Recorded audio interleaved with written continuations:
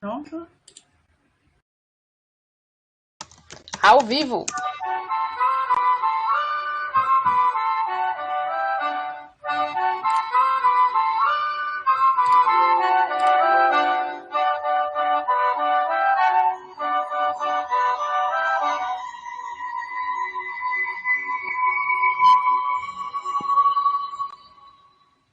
Então, Mais uma vez.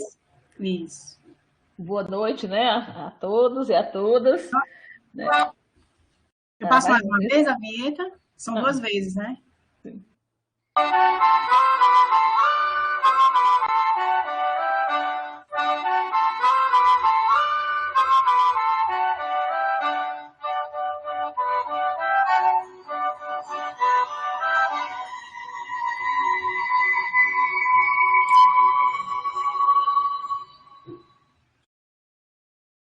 Então, boa noite, né, a todos e a todas. É com alegria que nos reunimos mais essa noite, né? Um encontro muito especial hoje, né? Com a nossa Aninha. Aninha, eu sempre digo, sempre chamo assim, com esse sorriso sempre no rosto. Não dá para chamar ela diferente, né? Mas teremos aqui falando a professora Ana Cláudia, doutora Ana Cláudia Uchoa, né? Que vai apresentar a sua palestra intitulada como a feminização do magistério na educação à distância em perspectiva comparada entre a professora tutora e a professora do passado. Então, a professora Ana, ela tem graduação em pedagogia pela UFC, mestrado em educação e doutorado em educação também pela UFC, o seu pós-doutorado também junto à UFC na linha de pesquisa História e Educação Comparada, no eixo de pesquisa Tecnologias da Informação e Educação à Distância, onde apresentou o relatório Ciclo Didático de Formação Contínua e Continuada, Formação de Professores em Ensino Híbrido. É servidora do Instituto Federal do Ceará e atualmente pró-reitora de extensão. Tem experiência na área de educação, atuando principalmente nos eixos de educação de jovens e adultos, PROEJA, educação profissional, educação à distância, formação de professores e história da educação em perspectiva comparada. Então, com alegria, compartilharemos esse momento, Aninha. Estamos aqui. Ô, Mazé, querida, obrigada pela apresentação tão carinhosa, tão amiga. Por favor, continue me chamando de Aninha. Eu me sinto melhor assim. Eu não consigo chamar diferente. Só aproveito que não tem uma vez que a gente não olhe para o seu rosto que não tenha um lindo sorriso estampado. Sempre muito presente. Então, com alegria, dividiremos essa noite com esse tema tão importante aqui para a gente. Obrigada, obrigada. Uma boa noite bem especial também a Marília, a Sinara, a Carla, a Dali, a Flávia, a Gabi e a Ani e a Mazé de novo, né? É bom estar aqui com vocês hoje, trocando um pouco de ideias e compartilhando também aventuras, aprendizagens, dificuldades, potencialidades também, descobertas desse processo de tese, né, de pesquisa que levou à construção dessa tese. Um dos motores, eu posso dizer assim, que atiçaram a minha curiosidade em pesquisar esse processo de feminização do magistério na educação à distância, veio muito ligado com a minha própria trajetória na educação à distância. Eu tinha ainda uma experiência como estudante de EAD, muito nos moldes ainda de EAD de primeira geração, né? Via fascículo, e sempre me identifiquei com a modalidade, isso ainda no finalzinho do século passado e começo desse século, né? Depois disso, eu tive experiência já na condição de tutora, professora tutora, na licenciatura em matemática, na tecnologia em hotelaria, no Instituto Federal ainda nos anos de 2008, 2007, 2008, ali no campus Fortaleza, num período de muita efervescência da educação à distância via projetos governamentais, na época ainda sob a coordenação da professora Cassandra, que acredito que muitos aqui conheçam, mas é um grande nome, um grande expoente na seara da educação à distância, na seara da educação profissional e na seara também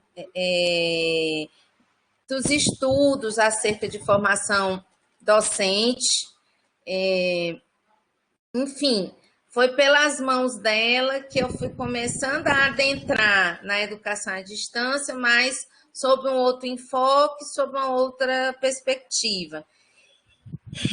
E uma das coisas que ela batia muito na tecla enquanto gestora era que quem fosse adentrar no chão da educação à distância não ficasse restrito a vivenciar um só papel, mas que essa pessoa pudesse ser, dentro das suas condições, atuar como gestora, atuar como designer, atuar como professor, elaborador de conteúdos, atuar como professor, tutor, enfim, vivenciar diversos papéis dentro de um núcleo de educação à distância, dentro de uma estrutura de educação à distância. E eu e outros colegas de trabalho fizemos essa experiência, né, de atuar em diversos papéis e tentar ter uma compreensão mais completa das agruras e também das doçuras em implementar uma estrutura de EAD em uma instituição pública. E aí, ao longo desse período de quase 10 anos, ou um pouco mais de 10 anos dentro dessa estrutura, eu fui percebendo a prevalência das mulheres, né? Principalmente no campo da licenciatura, que foi um campo que eu atuei cerca de 5 anos, uma prevalência das mulheres nas disciplinas pedagógicas. A partir disso daí, das conversas de corredores, eu fui começando a pensar nesse paralelo comparativo e batizei na minha cabeça essas mulheres como neonormalistas, né? Mas isso é só um preâmbulo da antessala dessa pesquisa, que ela não deixa de ser também autobiográfica, né? Eu me coloco como um sujeito muito ativo, que vivenciou essas dificuldades dessas mulheres. Ora eu me aproximo, ora eu me afasto, mas eu não me afasto para compreender melhor esse afastamento do objeto. Também é necessário ao pesquisador para que ele possa ver, paradoxalmente, maiores detalhes acerca dessa presença do feminino no magistério à distância, mas eu estou sempre ali, ora próxima, ora distante, eu estou sempre me percebendo como parte desse coletivo e como uma das mulheres professoras tutoras à distância num curso de licenciatura em matemática, né? Pode passar, por favor.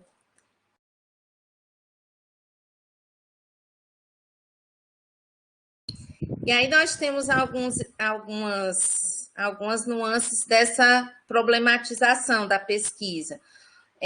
Meu olhar é sobre o processo de feminização do magistério e os impactos que esse processo, em específico, traz para o segmento das mulheres. E o que a Sinara está apresentando aqui é muito forte, é impressionante como a gente tem um papel muito decisivo em áreas menos valorizadas, a gente pode chamar assim dos guetos profissionais, nesses guetos nós nos inserimos, porque são as possibilidades que se nos apresentam, e embora a gente tenha essa compreensão de gueto, isso não é uma condição para que a maior parte das entrevistandas, vocês devem ter visto na tese, assumam um papel de protagonismo, de responsabilidade, de zelo pelo trabalho que é desenvolvido. Eu também lanço meu olhar para esse cenário de crescimento da educação à distância no Brasil, sobretudo nesse início do século XXI. Hoje eu tenho um olhar, como é que eu posso dizer para vocês, mais realista, e eu compreendo, pelo que eu observei, que as instituições públicas que abriram o cenário, abriram as sendas para esse modelo de EAD exponencial, figuraram muito mais como cobaias de um processo que hoje ele se adensa com mais força, com mais pujança no segmento privado. Era preciso testar se a EAD colava.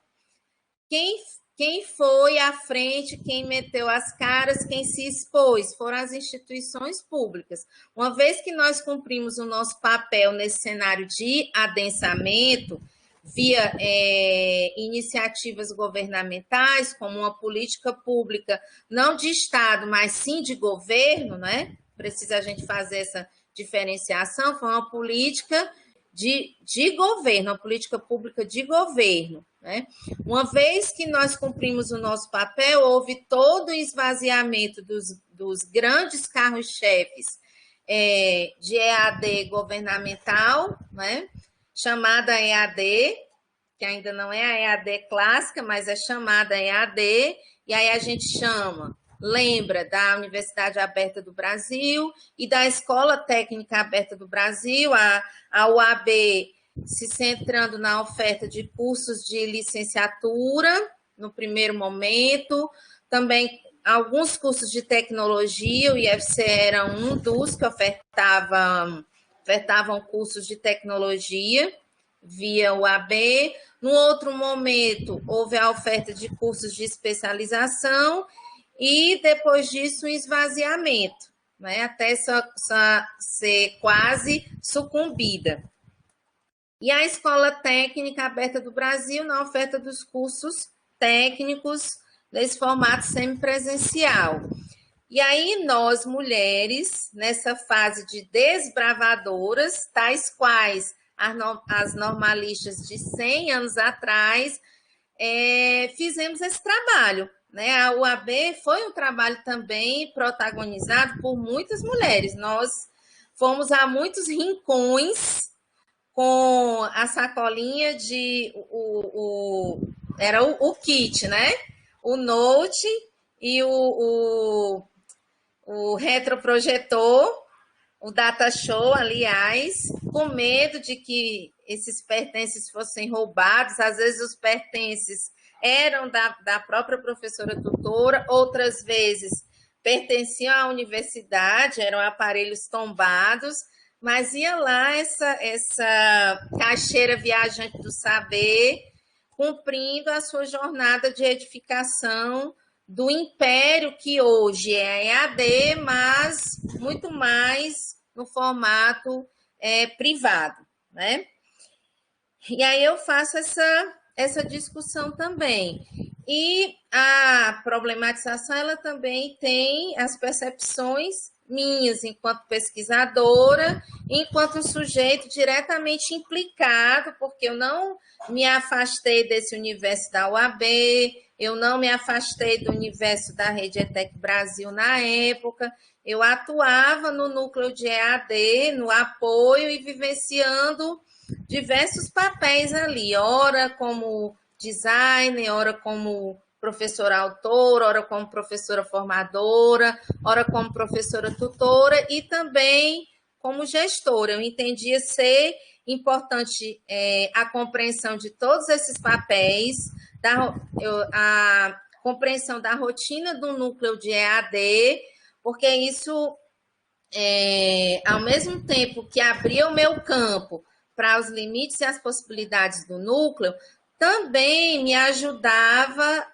na escrita da tese, né? Então, esse ir e essas vivências de papéis foram muito importantes para mim, né? Pode passar, por favor, Marília. Claudinha, e a escrita foi concomitante com a vivência? Foi sim. Gente, podem falar também, tá? Só essa pergunta é boa. Eu não fui liberada, porque na época eu ainda estava. Não, já tinha terminado o estágio probatório, mas eu não, na época, não pude ser liberada, então era trabalhando e fazendo doutorado e fazendo a tese, né? Nesse ir e vir. Ainda bem que existe a noite, né? Para a gente poder dar conta. Então, a tese, ela se circunscreve nessa perspectiva de ter um elo comparativo, tendo a feminização do magistério na educação à distância como um guarda-chuva, mas um elo comparativo subjacente a esse guarda-chuva, procurando linkar a professora tutora do comecinho do século XXI com a normalista do século XX. Foi um esforço que eu procurei implementar e lamentei muito não ter vozes das mulheres, vozes diretas, né, das mulheres do início do século XX, porque acho que seria muito mais enriquecedor. Então, as minhas fontes foram mais registros de livros, música, imagens, para eu procurar evocar aquela época e fazer essas comparações. Foi uma pena não ter podido ouvi-las, né? Que acho que a pesquisa seria muito mais rica. E aí foi a tese também se circunscreve nessa tentativa de procurar apresentar as semelhanças entre as neonormalistas e as normalistas do século XX, e aí eu optei por fazer esse período, elencar esse período de 2007 a 2012, né? Pegar essa fatia de mulheres que atuaram de 2007 a 2012, porque foi um período de muita pujança na oferta de cursos de EAD, né? Um período de ebulição na oferta de cursos de EAD. E eu queria ver como é que essas mulheres na ponta da lança se viam, né?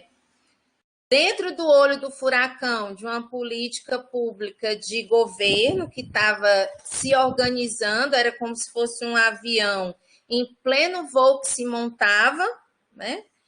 E como é que essas mulheres se percebiam nesse processo, se sentiam protagonistas desse processo, ao mesmo tempo que eram conduzidas. Então, a tese ela vai permear essa história, sem desconsiderar também a própria caracterização da docência, da precarização da docência, das necessidades de consumo, de reconhecimento profissional, que faziam com que essas mulheres também optassem por assumir esse terceiro ou quarto expediente nessa docência, de certa forma, difusa e não reconhecida na condição docente. Né? Ana, deixa eu fazer uma pergunta. Oi? Eu sempre quis perguntar isso, assim, porque eu via a palavra feminização e o foco foi muito em mulheres, né? E você fez uma lista que eu não conheço, né? Mas me lembra algo que tem a ver com o movimento feminista. Então, o teu trabalho ele teve essa pegada do movimento feminista ou não? Não tem nada a ver? Não deixa de ser uma discussão de gênero, né? Não deixa de ser. Porque aqui, embora eu não esteja tratando especificamente do feminismo, Mas aqui é uma tese que não deixa de ser uma denúncia, né? Uma denúncia acerca das condições de trabalho, uma denúncia acerca dessa sobrecarga nas costas da mulher. Vocês vão ver lá nas considerações, no fecho da tese, que eu não, em nenhum momento, eu estou centralizando a precarização da docência somente na mulher. Homens e mulheres que assumem essa profissão difusa, o difusa que eu estou usando aqui, esse adjetivo, é mais pelo fato de que é uma profissão ainda não reconhecida, né? Como deveria ser, ainda não é. Homens e mulheres que assumem essa profissão difusa, na condição de professor tutor, eles vivenciam a precarização docente. É uma profissão precarizada. No entanto, enxergando pelo prisma do feminino, pelo prisma da mulher, e vocês veem nas falas de todas elas, ou de praticamente todas, essa terceira carga, né? Ou essa quarta carga, de ter 2 ou 3 expedientes de trabalho em locais distintos ou não, e ainda assumir a condição de professora tutora à distância para complementar a renda, e ainda ter o exercício, as obrigações ditas femininas, né? As obrigações não da maternidade, mas da maternação, né? Que é toda aquela construção cultural relacionada aos cuidados com a prole. Então, não deixa de ter uma pegada feminista. Acho que foi Marília que perguntou, né? Só que não é como é que eu posso dizer para ti? Acaba sendo um plano de fundo que vai permeando toda a discussão e fazendo as costuras, né? Não deixa de ser uma denúncia também, mas ela é muito mais, como é que eu posso dizer? Sutil, né? Ela fica subentendida, né? Entre linhas, né? Vai transversal aí, como falam, né? Vai na transversalidade, né? É isso mesmo. Hoje, se eu fosse fazer, porque é engraçado, quando você volta à tese, né? Ou você volta a uma dissertação, ou mesmo um artigo, qualquer coisa que você escreva. Hoje, se eu fosse fazer, eu acho que provavelmente eu ia muito mais me centrar nessas abordagens mais feministas, né? Pegar teóricos mais feministas, por conta de outras vivências que eu fui tendo, né? 6 anos se passaram, né? 6, 7 anos se passaram, o olhar da gente acaba se modificando, né? Pode passar, por favor. Mas, gente, falem comigo, tá?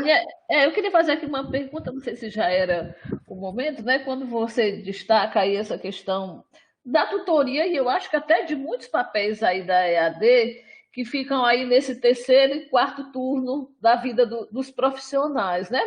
Não sei se o trabalho chegou a passar nisso, ou mesmo a sua visão. Como é que você vê? Por que você acha que ainda é esse lugar aí da EAD e talvez ligado à função aí dos tutores e dos profissionais? Por que ainda ocupa esse papel? Qual é a sua visão sobre isso? São tantas questões, mas São muitos, né? É o consumo, né? São os apelos do consumo, é a luta pela sobrevivência, não é? É também um espaço em que você vê, com todas as dificuldades, mas uma chance de reconhecimento, não é? Tem esses aspectos. Então, se essas sendas, essas veredas nos são abertas, com todas as dificuldades, dado o fosso em que nós nos encontramos, é por essas sendas que nós vamos, né? A Sinara está trazendo uma discussão muito, muito interessante aqui. Os primeiros normalistas, eles não eram homens, não eram mulheres. Num dado momento, quando essa profissão, quando a gente tem um processo de industrialização tardia aqui no nosso país, e há toda uma propaganda para que esses homens ocupem o chão de fábrica, alguém precisa ficar no lugar deles, né? E quem é que vai ocupar essas fileiras? Justamente as mulheres. E há toda uma elaboração de uma narrativa que vincula o educar ao cuidar. E, por extensão, aos quintais das nossas casas, numa perspectiva muito diminuta e depreciativa, infelizmente.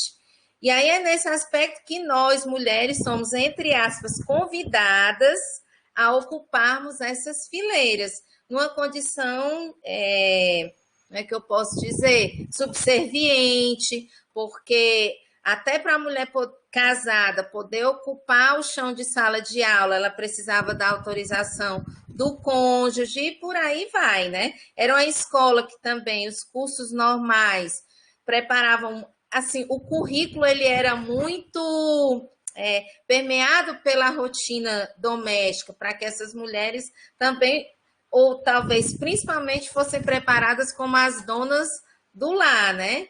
Então, esse adentrar da mulher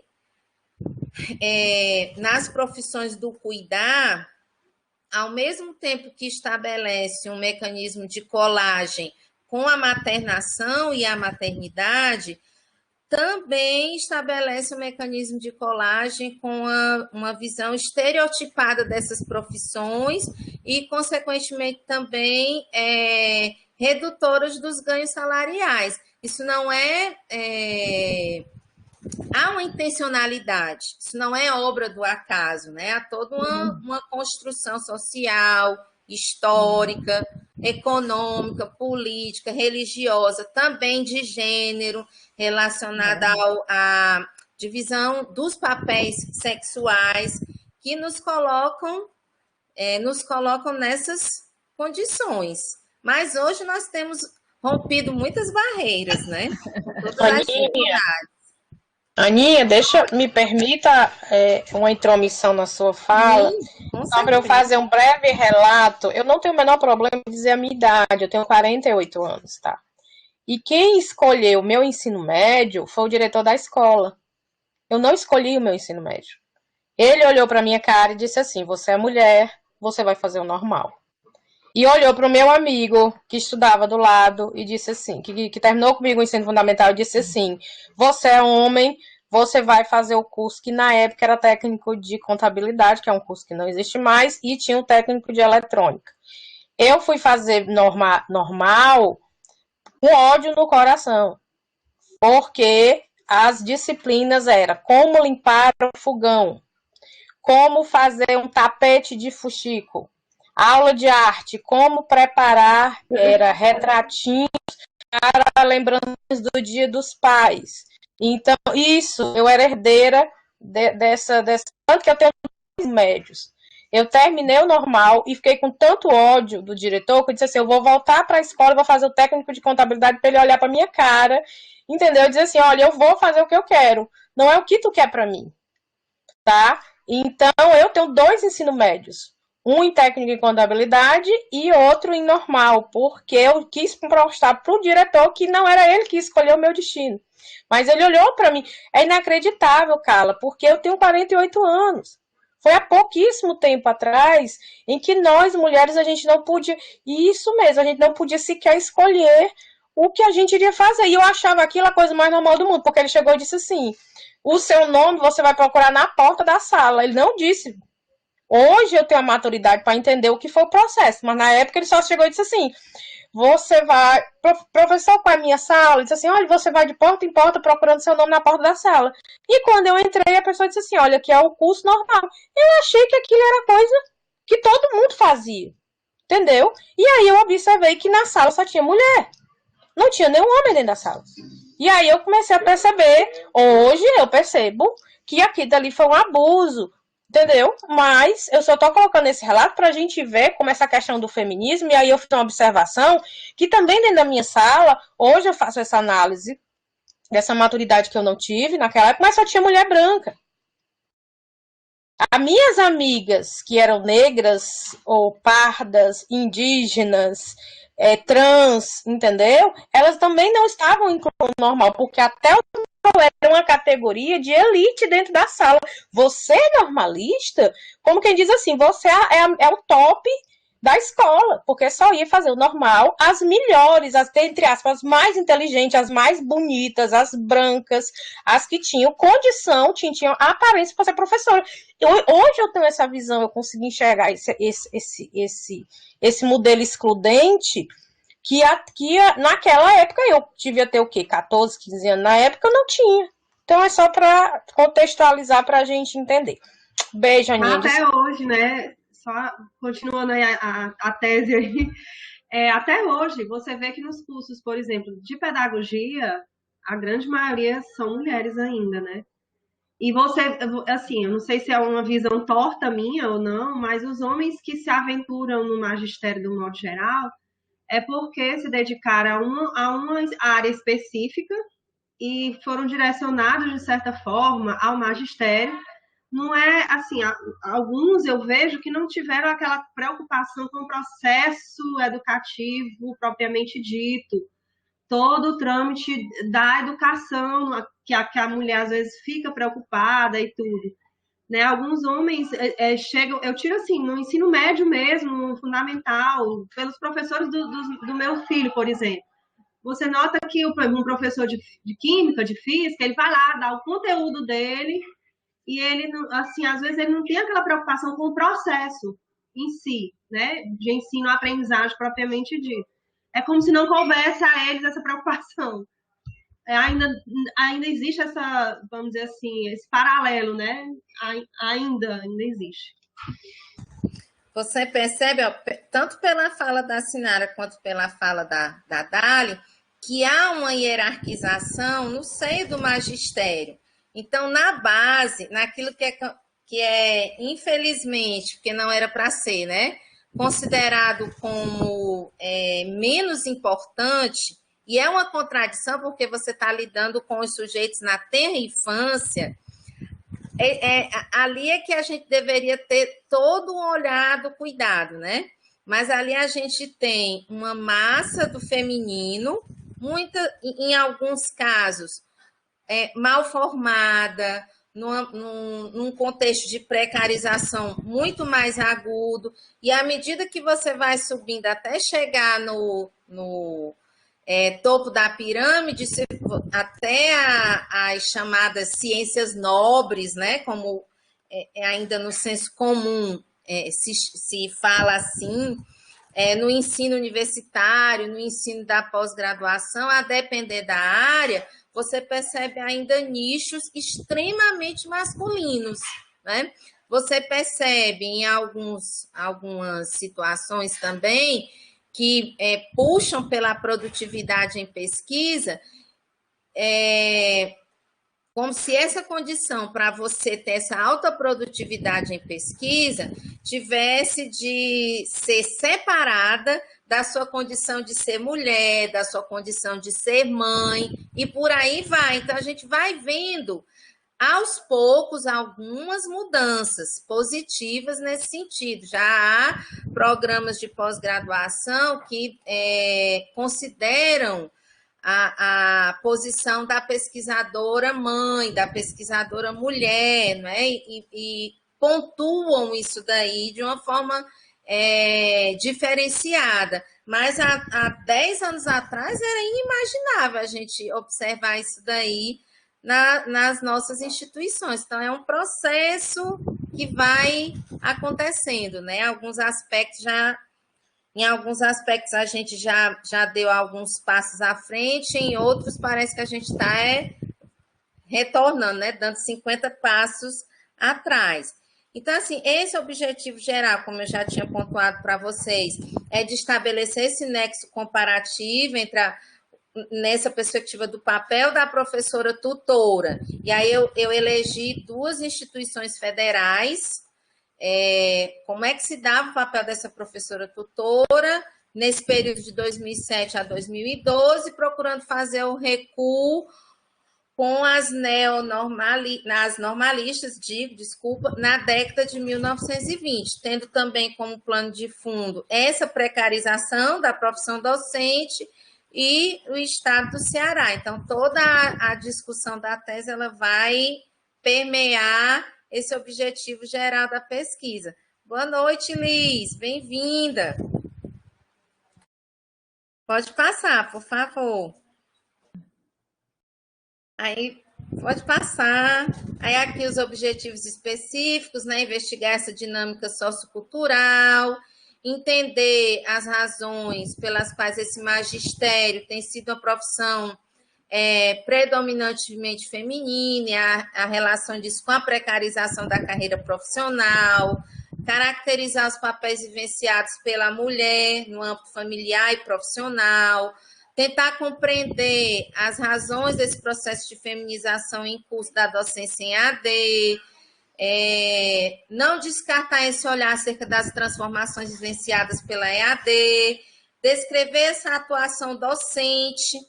Eu queria entender se havia diferença, se havia semelhança entre o modelo da tutoria na UFC e o modelo da tutoria no IFCS, de alguma forma isso sobrecarregava as mulheres entrevistadas.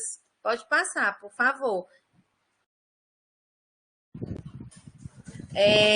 E aí, como objeto de estudo, né, nessa perspectiva genealógica, por que a opção pela genealogia? Uma tentativa de investigar, a partir da fala potente dessas mulheres, as relações de poder e, ao mesmo tempo, as condições de sujeição. Então, eu entendi que o Foucault me daria elementos para observar essa dança, sabe? Como era o papel dessa mulher dentro de uma estrutura extremamente hierarquizada, que vocês viram, né? A estrutura dos núcleos de EAD, a polidocência, cada um sabendo ou devendo saber, né, exatamente como é que se dá o processo de docência na EAD. O professor elaborador de conteúdo faz isso aqui. O professor formador, coordenador de disciplina faz isso. O professor tutor à distância faz isso. O professor tutor presencial faz isso. Então, uma estrutura. A estrutura do modelo AB é uma estrutura muito hierarquizada. A docência ela é parcelarizada. E cada parcela dessa tem seus limites e suas possibilidades. Então, trabalhar com a genealogia nessa perspectiva de observar o discurso potente e também o discurso de sujeição dessas mulheres, considerando essas relações de poder, a meu ver, foi a condição mais interessante de fazer a análise das falas delas e procurar estabelecer as aproximações e os confrontos com a realidade investigada, certo? E aí teve todo um procedimento de trabalhar com as narrativas, de entender o papel da história comparada e da educação comparada, entender que esse papel da história em perspectiva comparada não nasce contemporaneamente falando, não surge na perspectiva de definir o que é melhor ou o que é pior, mas sim pensar as singularidades naquela realidade investigada e procurar estabelecer as aproximações e também identificar as diferenças.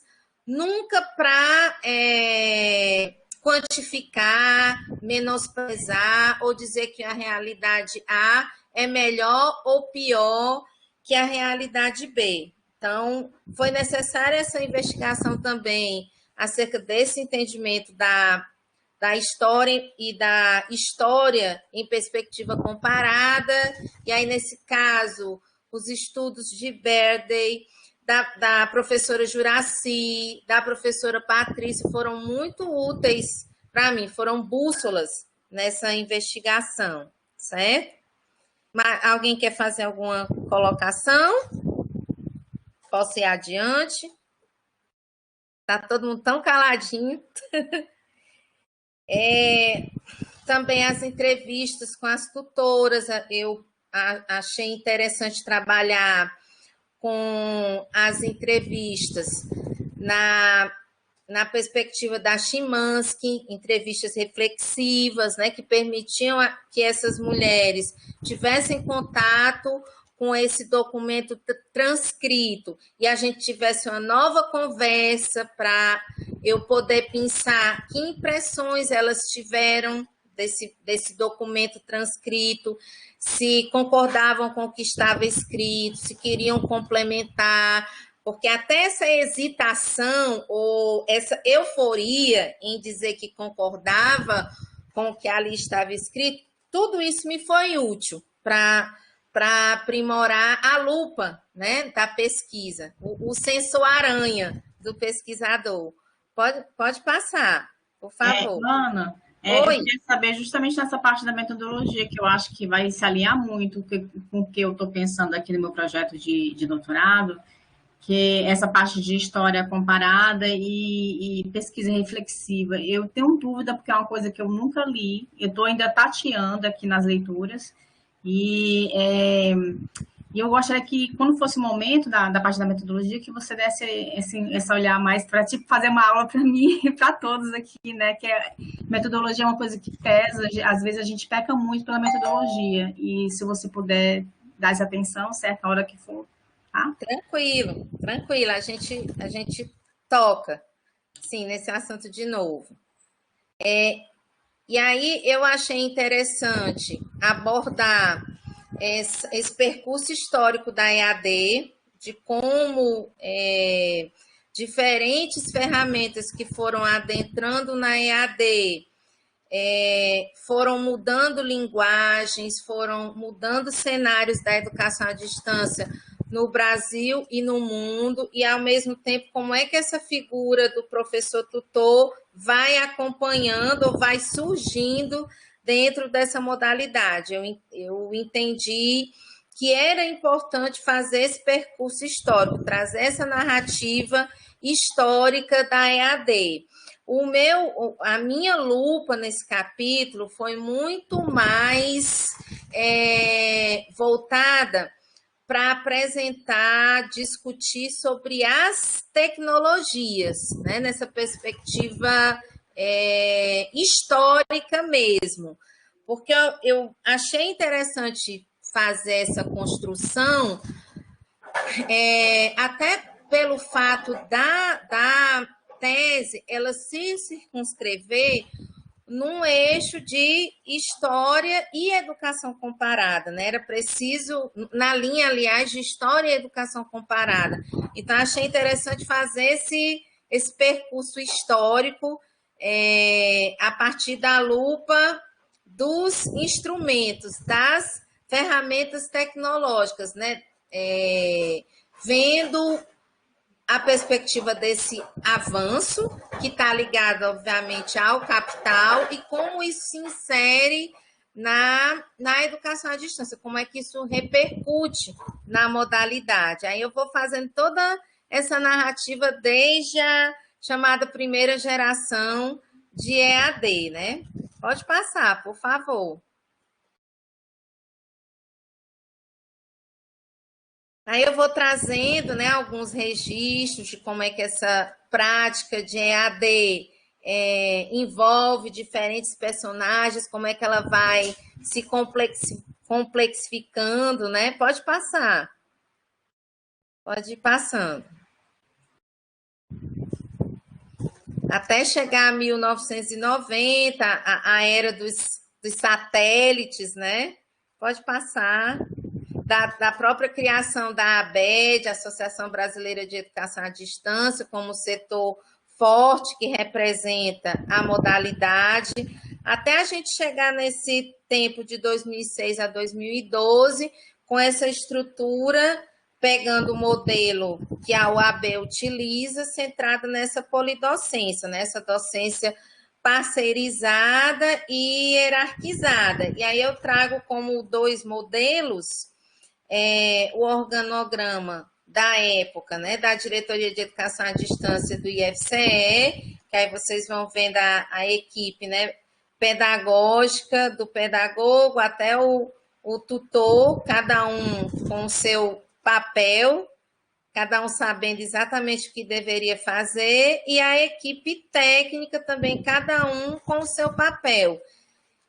Isso não quer dizer que eles não interagiam sim e muito, né? Nesse processo de feitura dos materiais, principalmente, na definição do design pedagógico, tinha uma proximidade muito grande entre a equipe técnica e a chamada equipe pedagógica.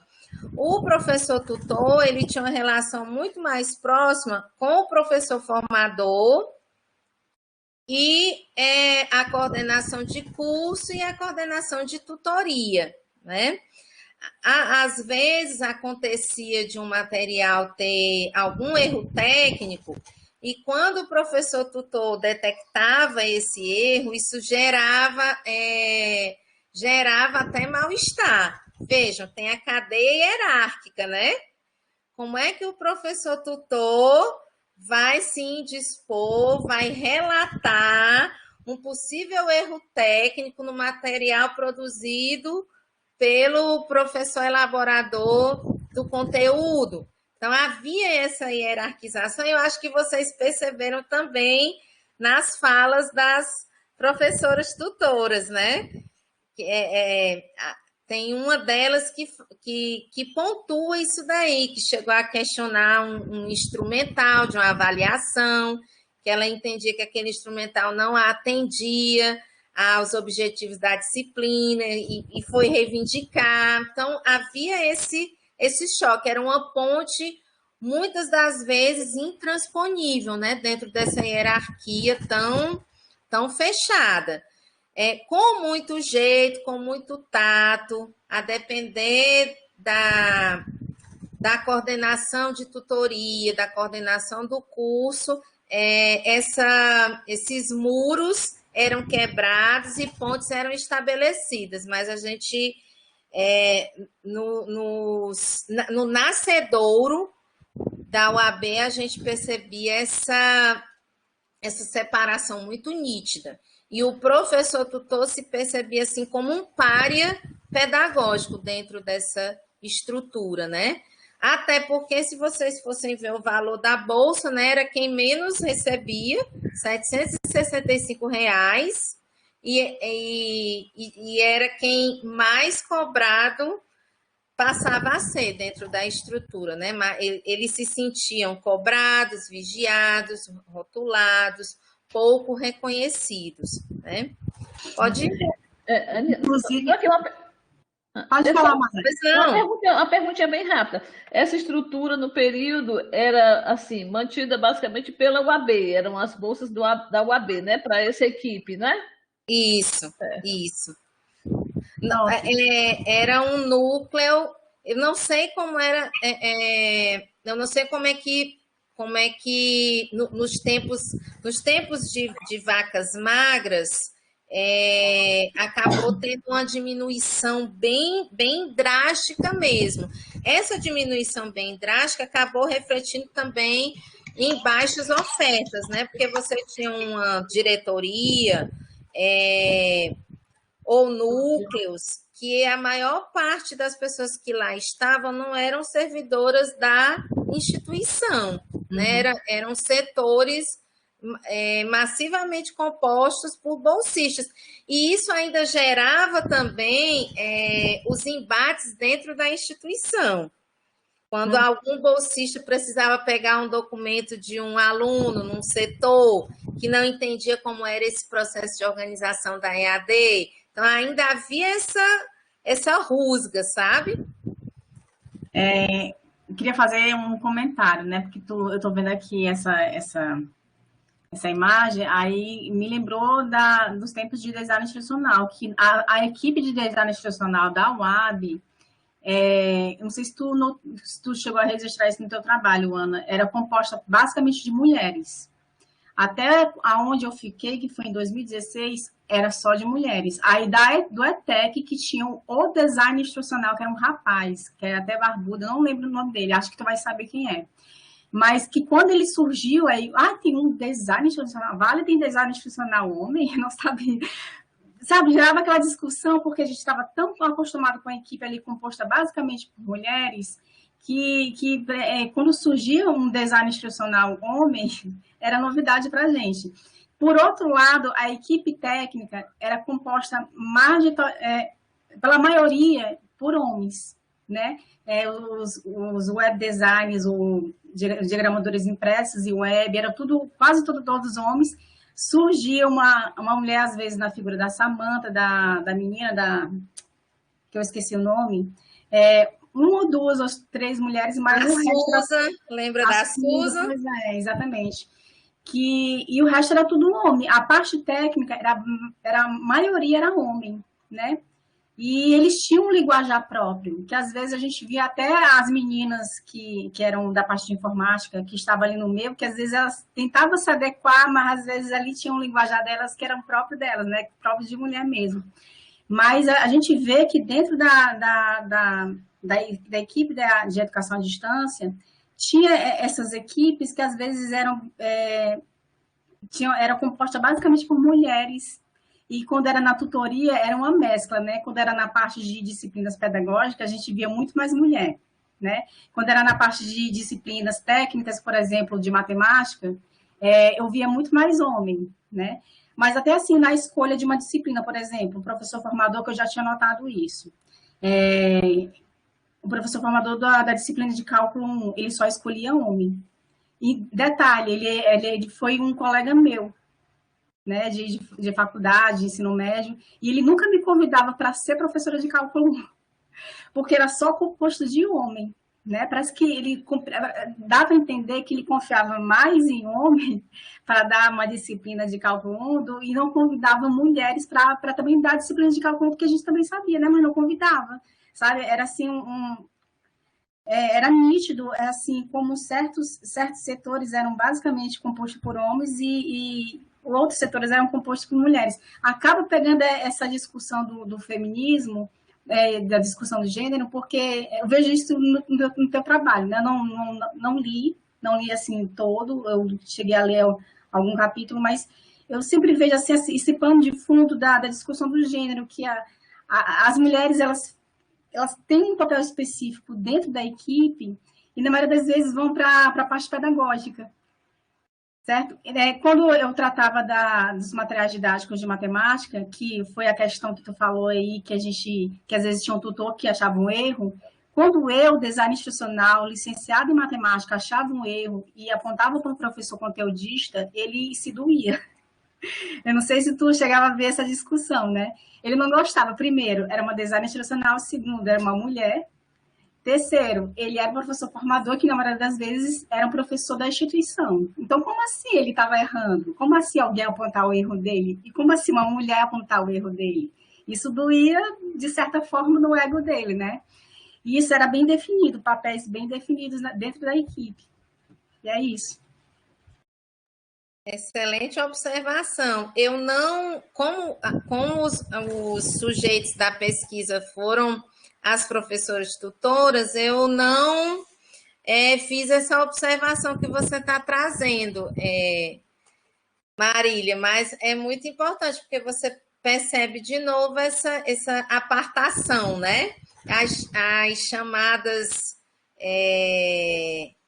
ciências high-tech são o espaço de predomínio da mulher, ou do homem, e as mulheres, elas ficam de novo no espaço ligado ao cuidar, né? Dessa questão pedagógica, né? E você vê isso se repetir também no desenho do núcleo. Isso mesmo, Sinara. Questão do gineceu e androceu, exatamente. As figuras, né? Pode passar, por favor. O outro desenho, ele pode passar, traz a estrutura da diretoria, do Instituto UFC Virtual, desculpem, é uma estrutura diferenciada do IFCE da época, mas também extremamente hierarquizada, né? Lá eles não, no organograma deles, eles não adentravam tanto na definição dos sujeitos, era mais a organização por setores, né? E aí a gente vê também esse modelo muito empresarial, né? Tanto numa estrutura quanto na outra, a gente vê esse modelo bem empresarial, bem ligado à área da administração, né? Pode passar, por favor. E aí a gente vai para essa genealogia, né? Procurar, dentro dessa perspectiva histórica e comparada, que é o que a Marília estava pedindo que eu discorresse mais sobre isso, né? Em função de ser uma tese que está assentada dentro da linha de história e educação comparada na época, né? E num eixo que vai tratando de família, educação e sexualidade, eu precisava versar dentro da minha discussão sobre o feminino, eu precisava versar sobre esse papel da mulher no âmbito familiar e no âmbito profissional, mas eu precisava ter esse viés histórico e esse histórico e comparado. Então, toda a narrativa da tese e os capítulos, eles vão conversando entre si, e quem foi lendo os capítulos foi percebendo que eu estava a todo instante fazendo esse recuo de 100 anos atrás, né? Principalmente quando eu estava discutindo o papel da mulher e o próprio papel da docência. Então, a perspectiva da história e do comparado, Marília, foi pensada também através das categorias, né? O papel docente, a precarização, a feminização, eram categorias que acabaram exercendo um papel flutuante na tese, olhando o contemporâneo do século XXI e, ao mesmo tempo, fazendo a linkagem com 100 anos atrás. Então, a discussão, o desenho da tese, ele foi progressivamente se organizando nesse sentido, para deixar essa demarcação do histórico e do comparado no campo da educação. A genealogia, dentro dessa discussão da narrativa das mulheres, como a gente estava vendo, isso não só relacionado às neonormalistas, né? Mas as normalistas. Havia um espaço de poder e, ao mesmo tempo, também um espaço de julgo, de sujeição. Então, essa categoria do poder, essa representatividade do poder, ela acabou gravitacionando, orbitando ao longo de toda a tese. Pensada a partir dos depoimentos dessas mulheres, dos confrontos e também das interseções que iam se estabelecendo entre elas, né? Eu procurei não ter uma narrativa linear, porque a genealogia, ela não abre mão do histórico, mas ela tenta não ter uma narrativa linear na discussão das mulheres. Ela trabalha muito mais, como é que eu posso dizer, com marcos eventuais. A partir desses marcos eventuais, as próprias categorias podem ser consideradas como esses marcos eventuais, a gente vai fazendo a análise da fala dessas mulheres. E sempre fazendo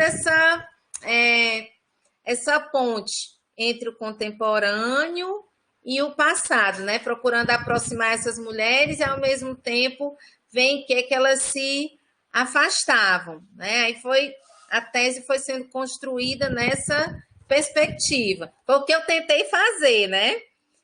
É preciso ver se quem leu conseguiu perceber essa minha tentativa, né?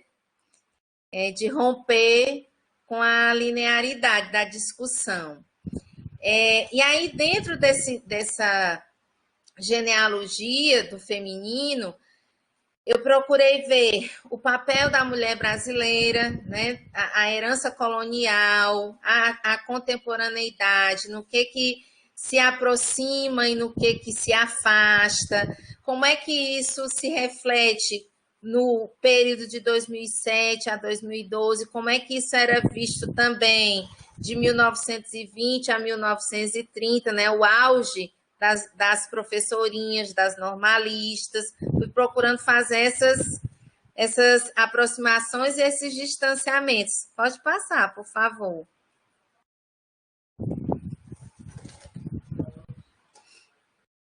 Aí não tinha como também fugir desse binômio aí, maternação e maternidade, também a relação disso com a docência.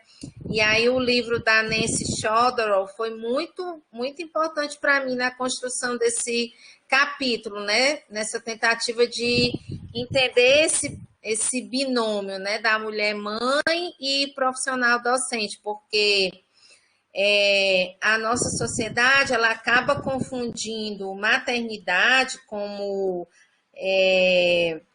aparato biológico que algumas mulheres têm com maternação, que diz respeito a essa construção histórica, esse papel histórico que a sociedade deve ter ao cuidar, no exercício do cuidar das novas gerações. Essa confusão entre maternidade e maternação, ela não é de hoje, isso tem a ver com o surgimento da civilização, o surgimento da raça humana, né? Das mulheres que pariam e muitas das vezes não conseguiam acompanhar os homens, e nessa história elas ficavam, como dizia meu pai, né? Amofinadas, escondidas nas cavernas, e os homens é que partiam para a caça.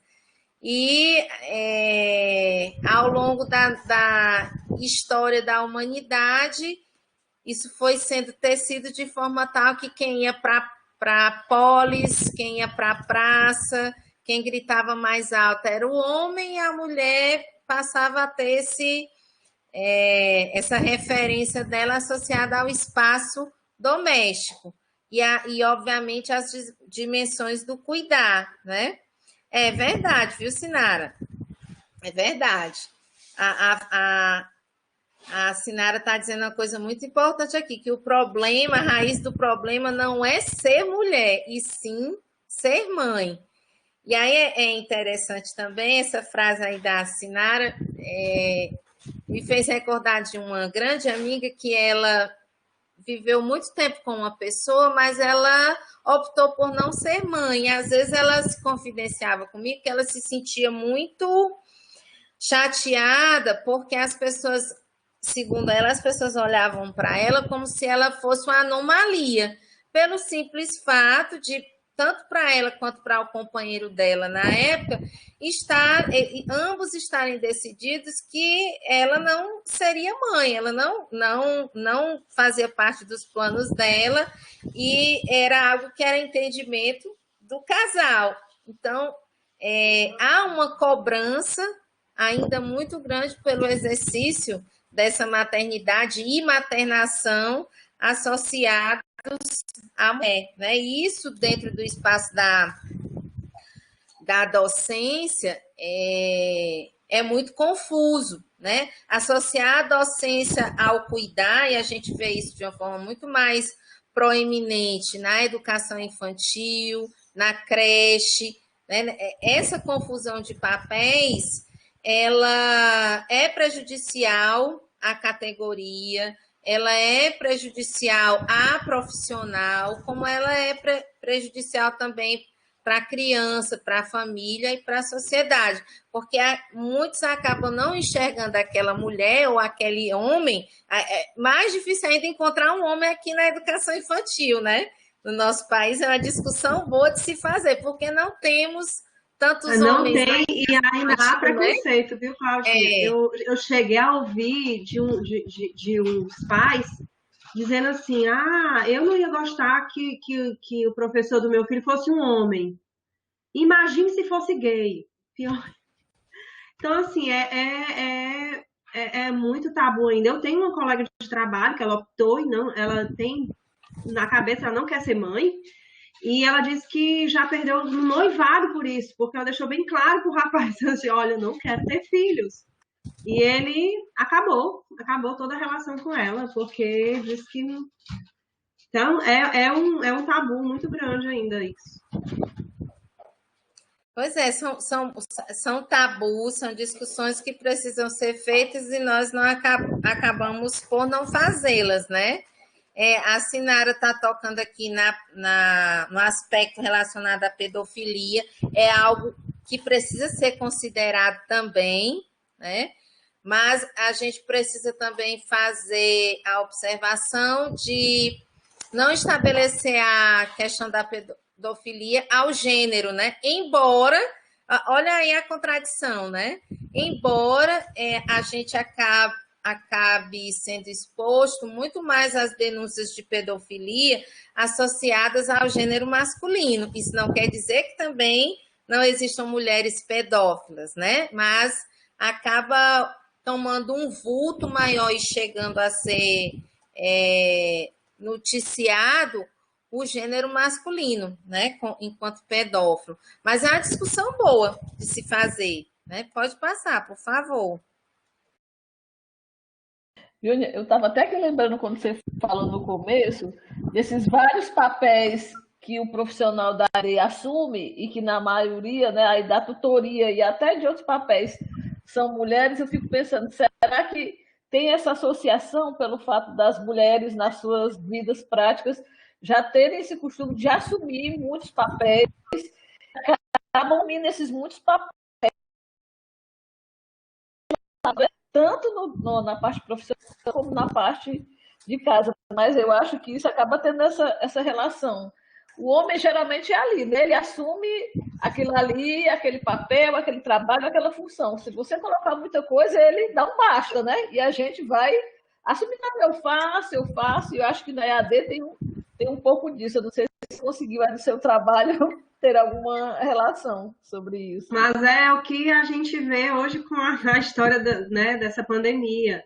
As mulheres tiveram que ir para casa trabalhar e, ao mesmo tempo, ter que tomar conta da sua casa. Como é que eu chamo aqui? Eu brinco aqui com os meus. É casa, comida e roupa lavada. Né? Tudo, e o trabalho, e o estudo, e tudo junto. E aí não é a mesma coisa com o homem. Ele vem trabalhar em casa, mas ele tem o seu prato ali de comer. No seu intervalo, a sua comida está pronta, a sua roupa está limpa e tudo mais, né? Com certeza. Ana, deixa eu fazer uma pergunta. Tranquilo. Que agora também me veio à mente. Assim, são coisas que vão ligando ao teu trabalho, eu acho, né? Porque a gente vai... O título é uma coisa, assim, que marca muito o trabalho, né? A gente vê normalista, tal, o nome feminismo, normalista. Aí, quando vê o nome normalista, me lembra aquele livro de literatura, A Normalista, de Adolfo Caminha. Ele foi uma inspiração para você? Tem alguma coisa a ver? Eu sempre tive também essa curiosidade, assim, porque tu é muito ligada à literatura, né? Tu tá sempre citando alguma coisa da literatura. Então, eu queria saber se tu também teve como referência o livro da Normalista, apesar de que eu nunca li, vai estar aqui nos livros que eu vou ler, que eu pretendo ler. Mas, não sei, você fez alguma ligação com ele? Sim. Foi uma inspiração, viu? Tem razão. E foi um livro que me marcou muito na época dos paradidáticos, né? Que nós tínhamos que ler da extinta quinta série. Foi sim, viu? Tem a ver, minha amiga. com toda aquela mística, com todo aquele romantismo, né, que envolviam a figura da normalista, mas que aqui na tese a gente vê uma outra realidade, né? A gente vai procurando desfazer essa mística e esse romantismo, e tratando dessa mulher como alguém que em seu discurso abraça uma bandeira salvacionista. A gente vê tanto essa fala nas normalistas como nas neo, né? Esse sonho de contribuir com a melhoria do seu país, com a melhoria do seu povo, um quê de missionário, um quê de se sacrificar por, né? A gente percebe isso, né, na fala de ambas, né? E, ao mesmo tempo, você vai olhando o cenário à volta dessas mulheres, um cenário que é muito tempestuoso, é muito sacrificado para elas, mas elas ainda assim adotam esse tom salvacionista, né? E como isso é engraçado, como esse tom salvacionista, como levantar essa bandeira foi importante há 100 anos atrás para edificar a estrutura de rede de escolas públicas no nosso país, e como foi importante também para edificar as bases da educação à distância do nosso país, né? Nós compramos esse discurso e demos a cara a tapa, né?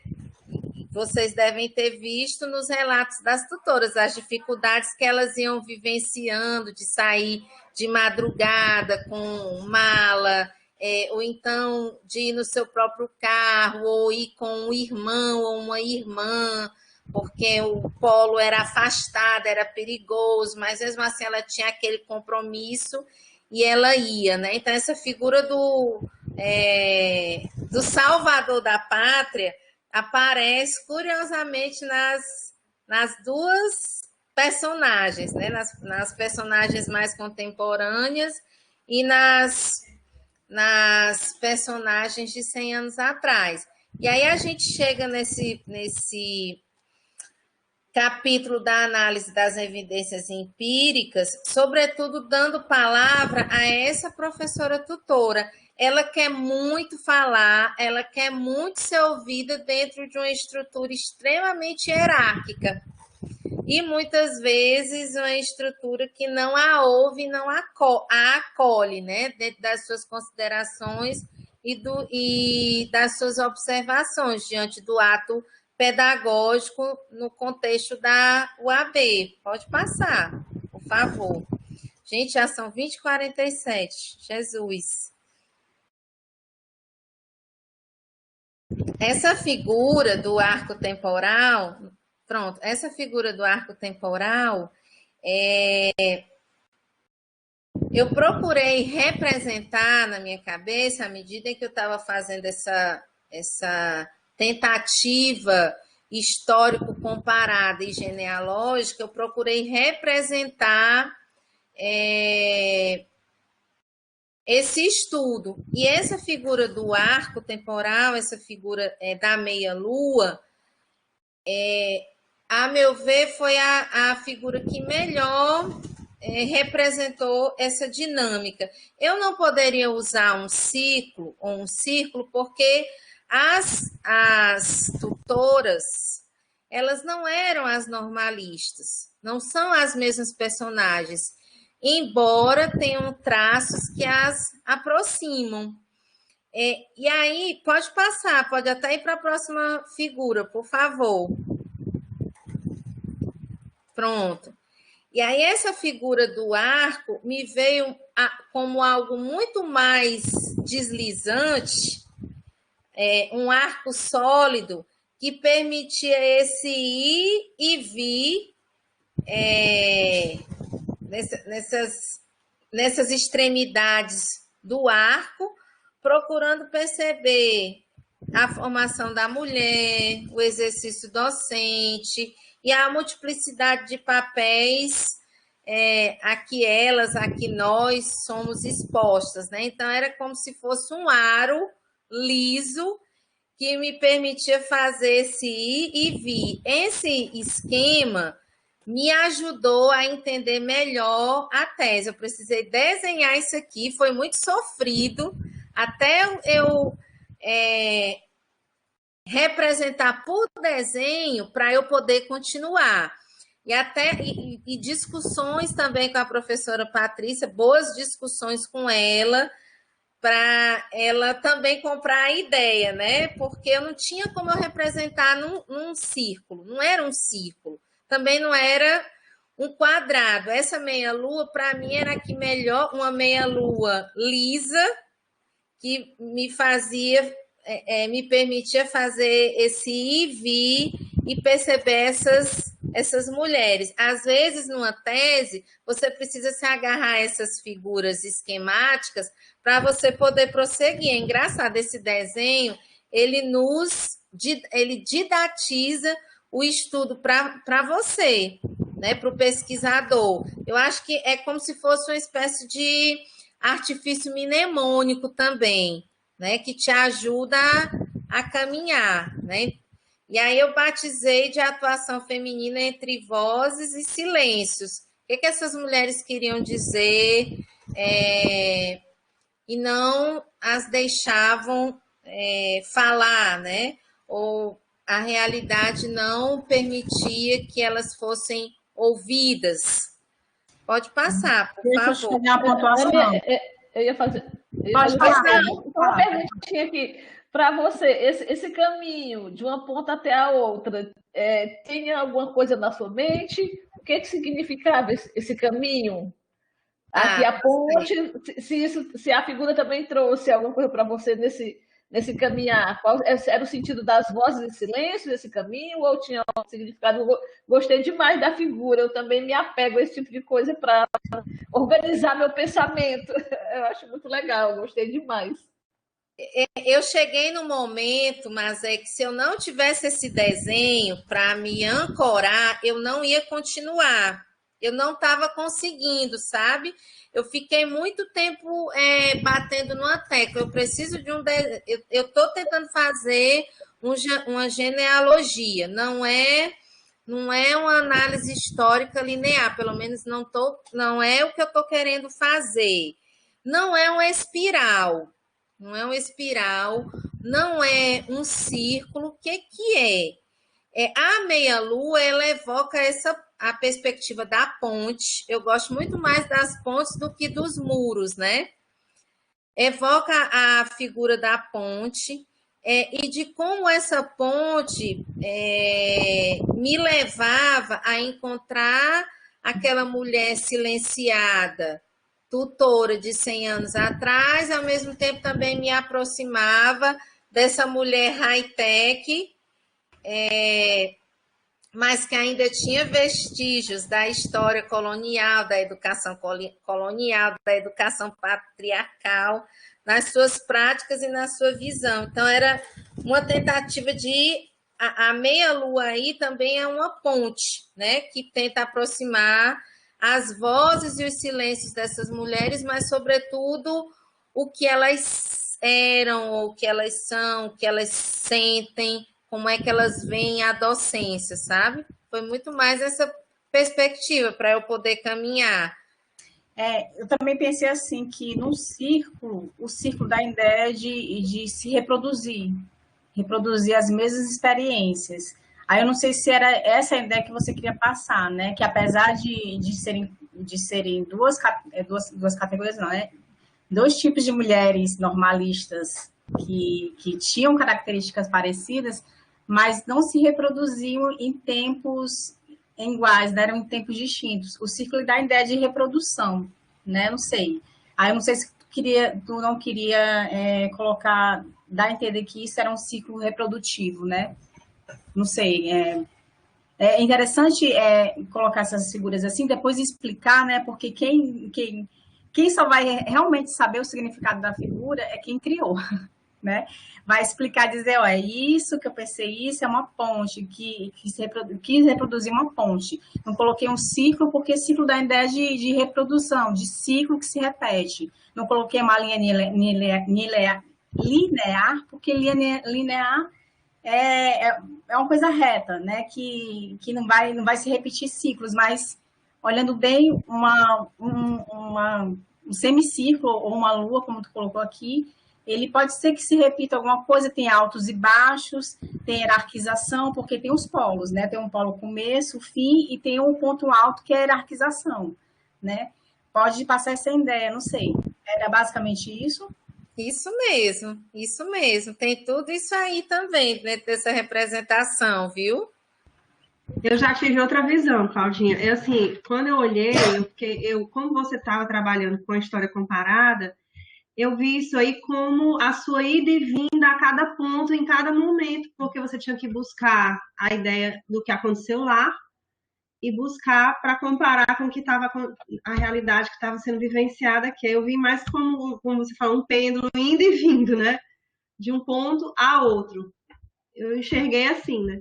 Já a minha visão foi dessa forma.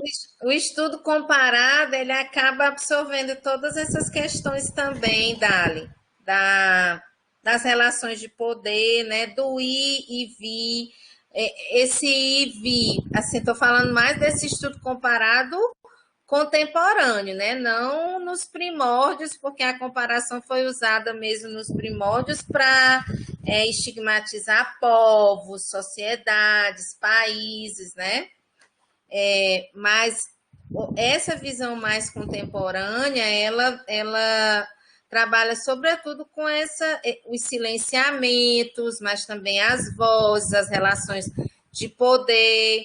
Então, faz parte também esse ir e vir para cotejar essas nuances, né? Que o pesquisador vai tentando pensar na sua caminhada, né? Não é um exercício fácil, mas também é um exercício muito gostoso quando a gente vai fazendo essa caminhada, né, e tecendo o texto, né? É isso.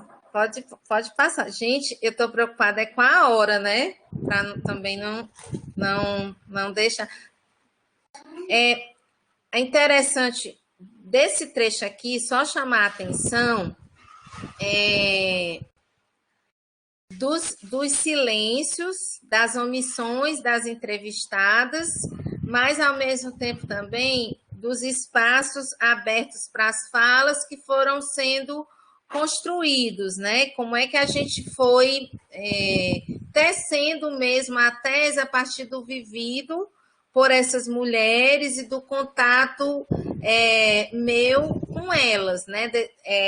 Observando esse labor das tutoras. Esse capítulo é um capítulo muito interessante, que a gente vai procurando ver esses silêncios sendo quebrados, sendo anunciados, e, ao mesmo tempo, as falas delas, né? Muito caras para o exercício para o exercício da construção desse capítulo, né? Pode passar, por favor. Aí aqui são algumas categorias, né? A formação docente, né?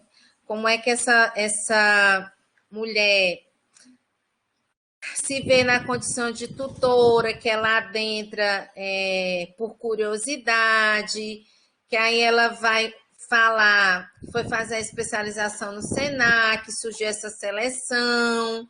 Então, como ela tinha participado de uma seleção lá em Brasília, ela se identificou com a educação à distância e com o papel da tutora. Foi assim que essa formação docente se cola à construção identitária dela como papel de tutora. Pode passar. Só pegando alguns trechos aqui, né? Aí é interessante a gente observar também que na fala delas, quando a gente começa a fazer esse espelhamento, né, do papel da tutora para o papel da normalista, quase 100 anos separando essas mulheres, mas há questões recorrentes nesse campo profissional. Eu vou chamando a atenção para a falta de reconhecimento profissional, os baixos salários, as condições de trabalho deficitárias. Isso acompanha tanto as normalistas, as professorinhas, quanto essas neotutoras, né? Responsáveis pelas disciplinas pedagógicas. Pode passar, por favor. Aí a Ambrosina, essa autora Ambrosina, a Ambrosina da Albuquerque Siqueira, falando desse papel da provação das professoras, né? Que tinham que se locomover léguas e léguas para chegarem às escolinhas, com condições de trabalho bem extenuantes, e a gente vai ver a recorrência disso na fala das nossas tutoras. Vocês vão ver depoimentos delas falando das condições até de insalubridade para irem nos polos, né? Que havia um acordo tácito na coordenação do curso para que os homens, os tutores, fossem para aqueles polos chamados mais perigosos, reconhecidos como perigosos e de difícil acesso, e as tutoras fossem remanejadas para os polos situados em regiões menos perigosas e de fácil acesso. Então, a gente vê essa discussão aparecendo sobre novas roupagens, mas a meia-lua vai aproximando, né? Essas profissionais. Pode passar, por favor.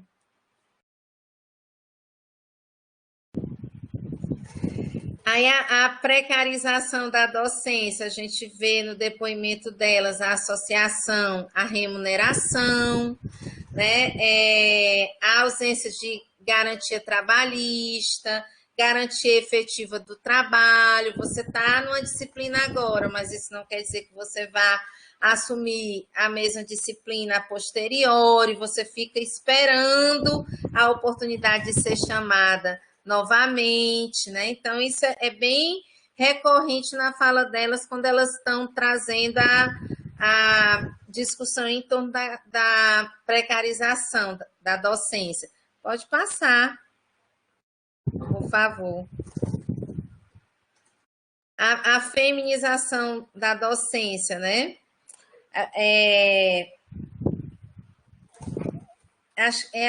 a Simone de Beauvoir que fala que não se nasce mulher, mas se torna mulher, né?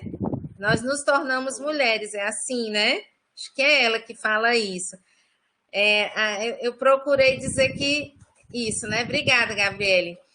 Aí eu procurei fazer essa relação com o papel da professora, né? Que a gente não nasce professora, mas a gente vai se conformando, se moldando a esse papel a partir das nossas experiências em casa, observando irmãs, mãe, avó, cuidando dos irmãos mais novos, brincando com as bonecas. Muitas de nós, talvez o primeiro presente tenha sido aqueles quadrinhos que eram réplica da lousa da sala de aula. Então, nós vamos nos tornando professoras a partir dessas experiências vinculadas também à maternação, né? Aí eu fui procurando fazer essa discussão nesse trecho da tese. Pode passar.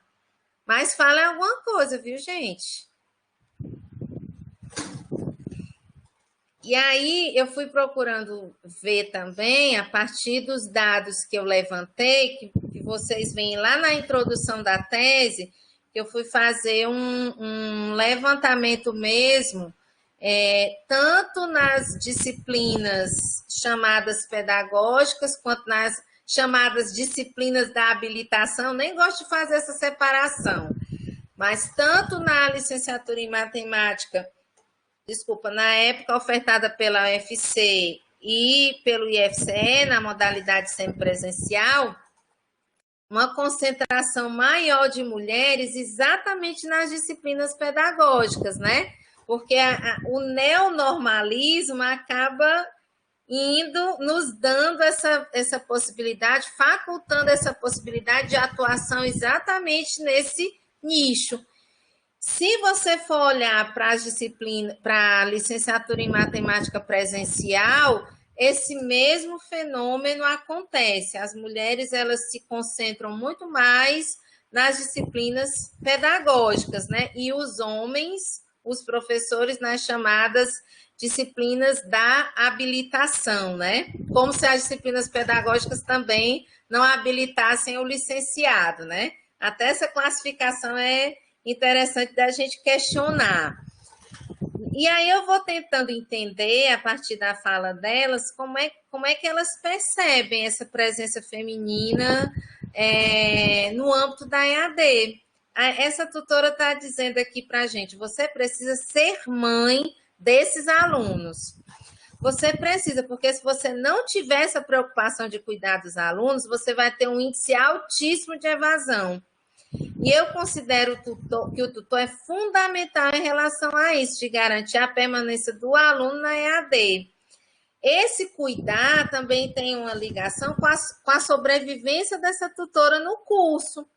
Porque se a disciplina tiver uma alta evasão e o curso, obviamente, tiver uma alta evasão, ela pode não continuar, né? Então, o cuidar aí, esse lado da maternação, esse exercício da maternação também tem uma ligação com a lei da sobrevivência dessa mulher nesse curso. E aí tem um detalhe também que nas licenciaturas, Sinara, que trabalha na licenciatura em biologia, não vai me deixar mentir. Muitas das vezes os estudantes eles se identificam muito mais com as disciplinas ditas da habilitação do que com as disciplinas pedagógicas. Eles acabam achando que essas disciplinas elas são muito mais encheção de linguiça, eles não conseguem ver a razão das disciplinas pedagógicas num curso de licenciatura.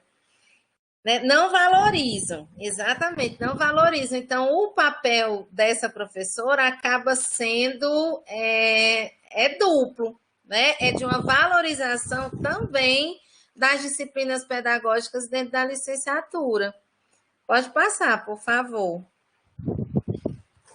Gente, eu vou tentar ser mais rápida por causa do horário, né? E aí a gente vê, mais uma vez, essa evidência de associar a figura da mulher a essa missão redentora de educadora de homens, educadora da sociedade, mãe da república. As normalistas, elas foram conclamadas a salvaguardar a república, trazendo os ideais de desenvolvimento de uma nação. E aí a gente vê essa colagem, né? Essa missão redencionista, essa tentativa também de autoflagelação, né? Da mulher se sacrificar no exercício da docência. E isso tem uma ligação com a maternidade também, né? À toa que falam, né, que são 100 filhos não são para uma mãe, mas uma mãe são para 100 filhos, né? O ditado popular evidenciando também essa marca da sobrecarga da mulher, da extenuação, né, do autossacrifício. A gente vai percebendo isso também, tanto na figura das professoras tutoras, quanto na figura das normalistas. Pode passar, por favor. Também, melhor que não case, né, Sinara? É verdade, viu? Tem até uma discussão no livro da Mary Del Priore sobre isso, bem interessante.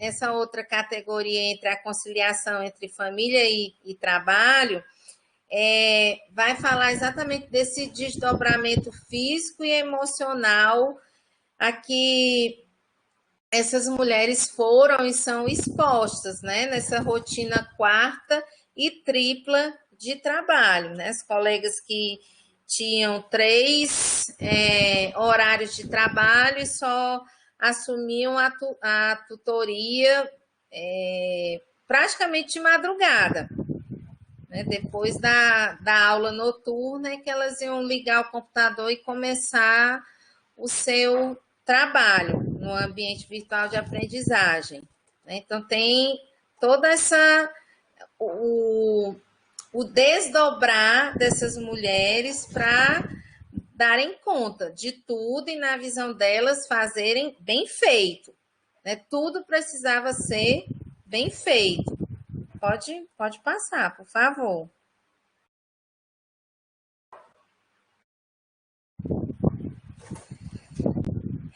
É interessante na fala delas que elas não conseguem enxergar esse papel de sobrecarga, né?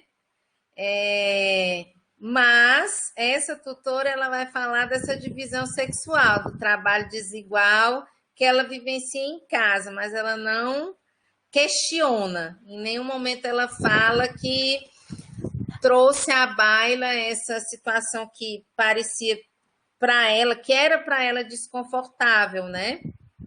Ela vai falar que tinha que se dividir em 50, tem que estudar, tem que fazer a tese dela, tem que fazer concurso, tem que fazer as coisas de casa, tem que cuidar da filha.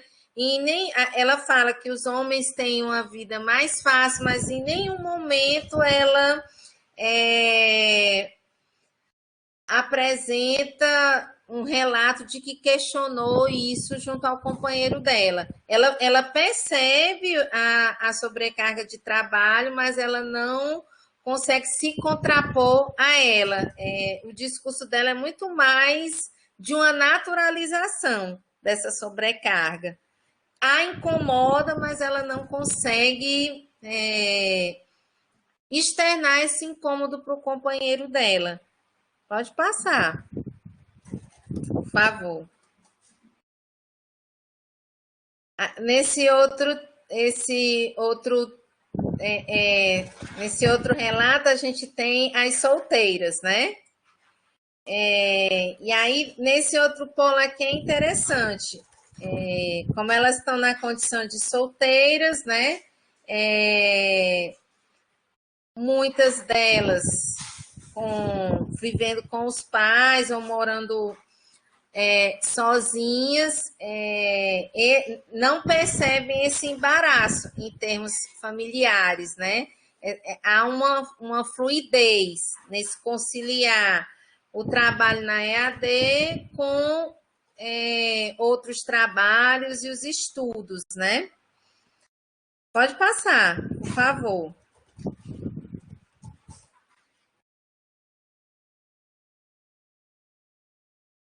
E aí, todas essas mulheres assumem esse desafio de conciliar inúmeras atividades, solteiras e casadas, todas assumem inúmeras atividades, né? Porque nós tínhamos solteiras doutorandas, estavam no doutorado e assumindo tutorias sucessivas, nós tínhamos casadas doutorandas e assumindo tutorias, então, em diferentes graus, todas elas vinham conciliando inúmeras atividades, né?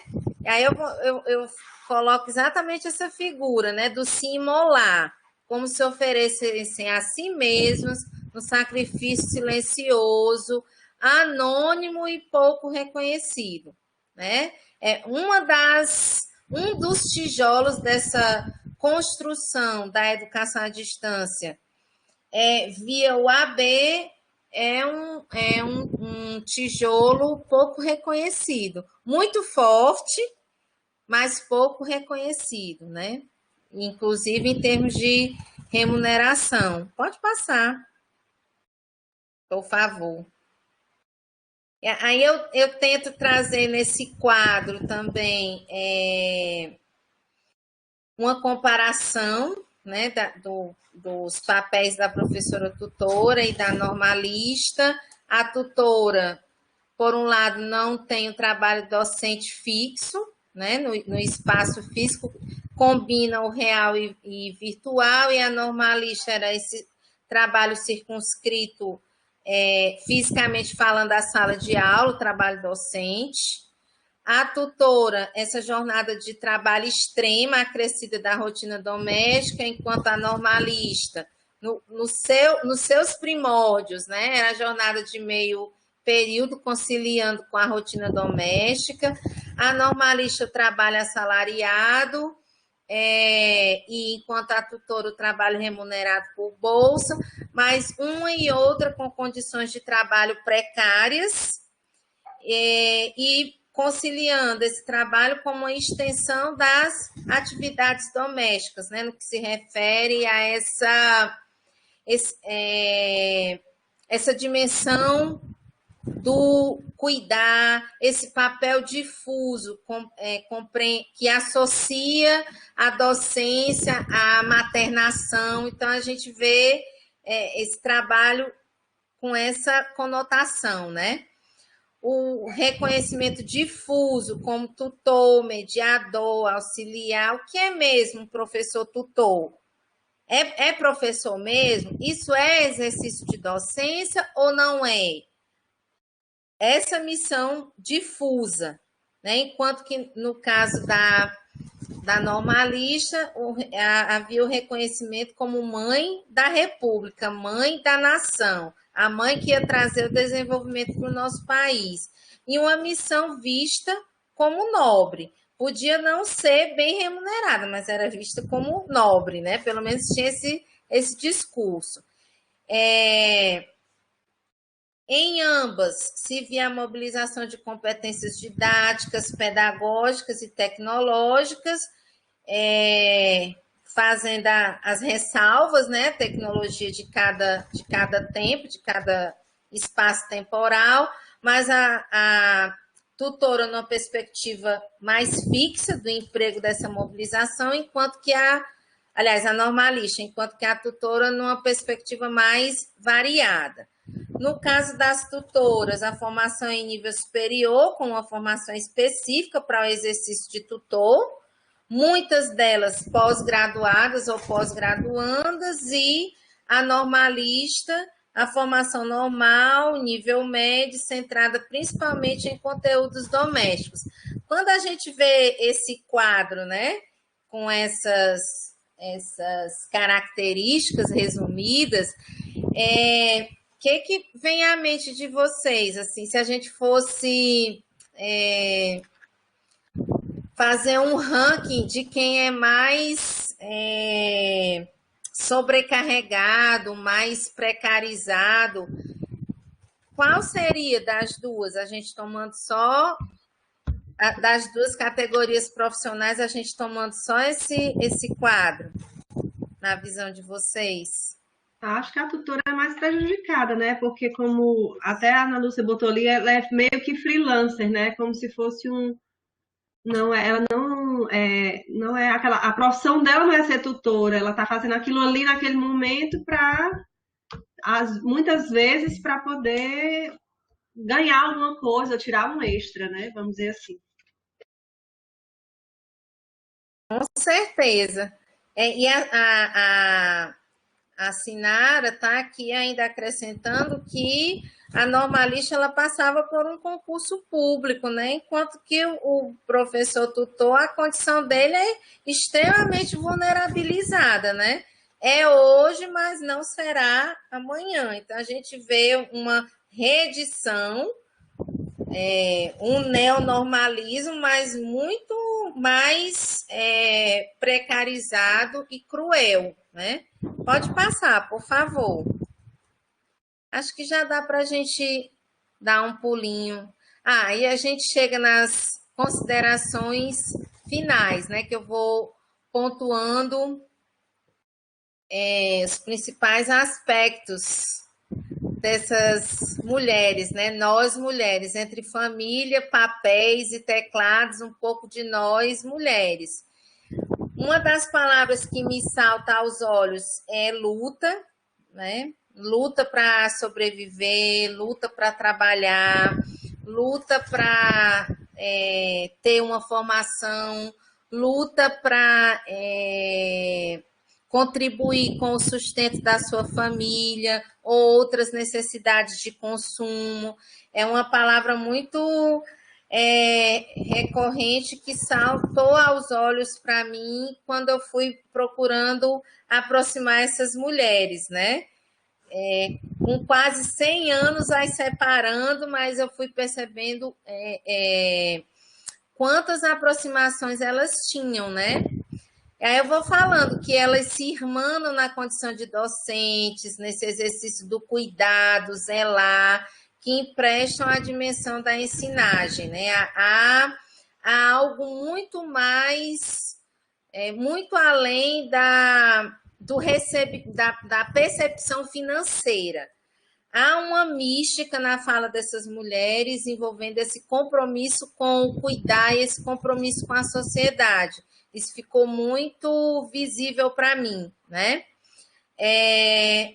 Outro aspecto que me chamou a atenção, o fato de muitas de nós estarmos no pedagógico, nesse campo do pedagógico, nesse campo da educação, é importante a gente ter um olhar desnudo, no sentido de perceber que essa não necessariamente foi uma escolha nossa, mas houve toda uma condição histórica, social, do próprio desenho das políticas públicas que nos empurraram, com delicadeza ou não, para a escolha desse campo profissional. Como a Sinara bem falou, né? No caso dela, foi o diretor que disse, não, eu estou olhando para a cara dessa menina, que essa menina vai ser normalista. Mas havia toda uma construção também social, histórica, política, econômica, do campo das políticas públicas, que foi nos colocando ou nos encurralando exatamente para a escolha desse campo profissional. Essa foi uma outra consideração feita. Pode passar, por favor.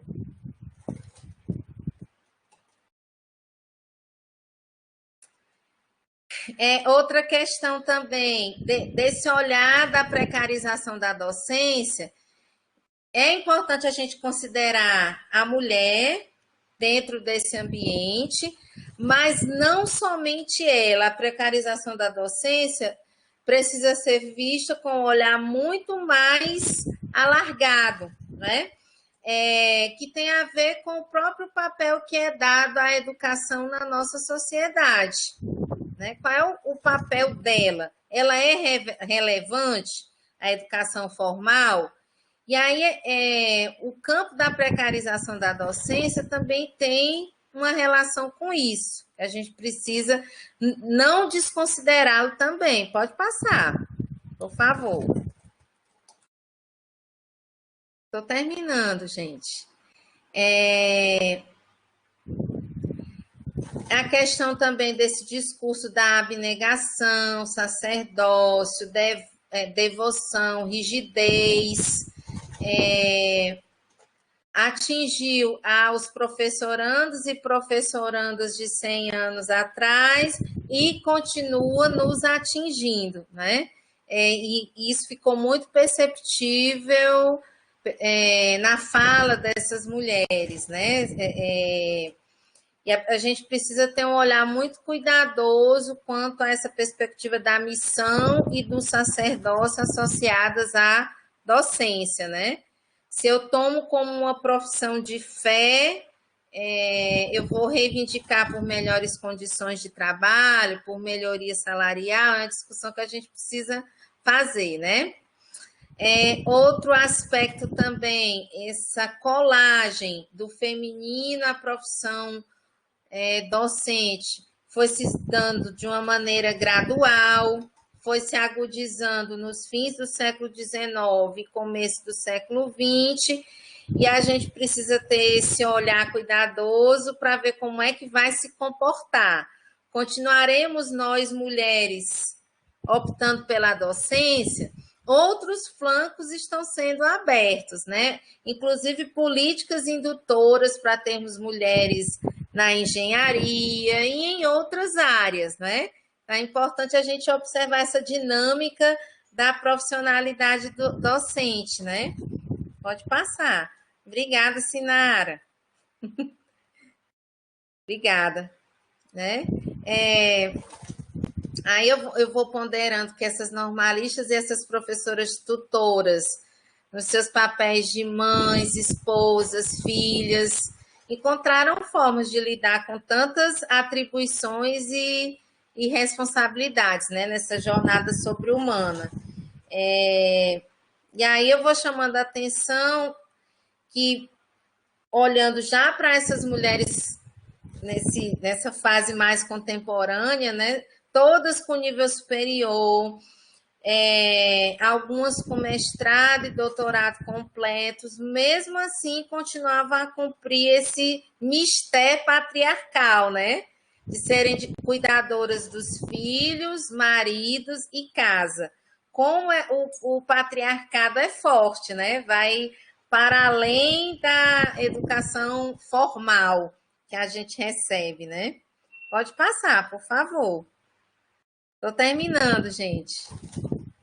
Prometo.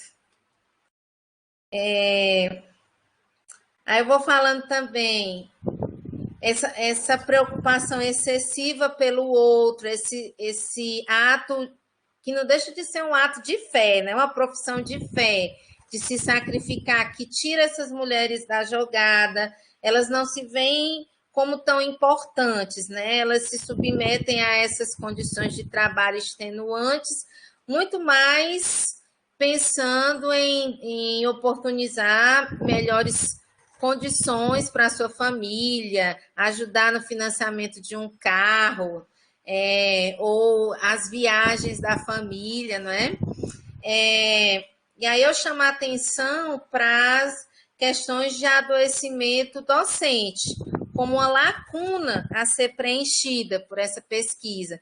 Embora eu tenha feito essa relação com adoecimento docente na modalidade de EAD, mas é algo que tem sido investigado não só na EAD, também no ensino presencial, né? Quantos de nós temos adoecido por conta dessa rotina sobre-humana? Pode passar. Por favor. Pronto, né? Aí eu vou chamando a atenção também da importância de se investigar o gênero feminino, a inserção das mulheres no mercado de trabalho, que é importante fazer essa relação, né? Eu falo que esse estudo me leva a refletir sobre as diferentes nuances do feminismo, embora eu não tenha me debruçado sobre ele, né?